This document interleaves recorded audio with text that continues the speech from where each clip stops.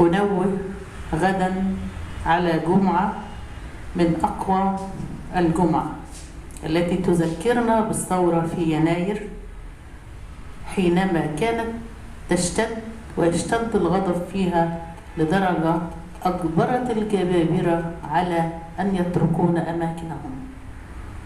من أمام اتحاد الكتاب في جديلة ستخرج مظاهرة في 3:30 لأعضاء الاتحاد من جديلة إلى ميدان المحافظة، وعلى من يشارك أن يلتقي معنا هناك. وحادي بادي شالوا حطوا كله على دي.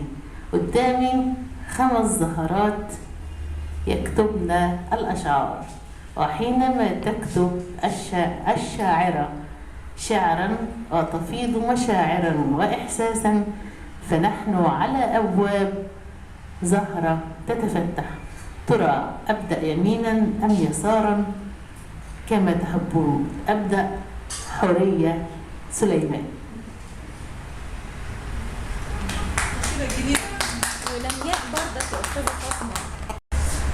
جرب أن تصبح وطنا يمشي على قدميه، وطنا يغسل أوجاع الروح، ينسج من آهاتك طعم شفاء، يسلبك الخوف، يطعمك الأمن، يرتق أحلامك، يشبكها، يمنحك بساطا فتجوب سماوات ضلوعك ويدثرك.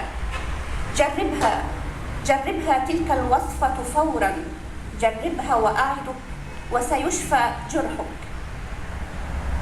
دي كانت المفتتح. القصيدة اللي أنا عايزة أقولها اسمها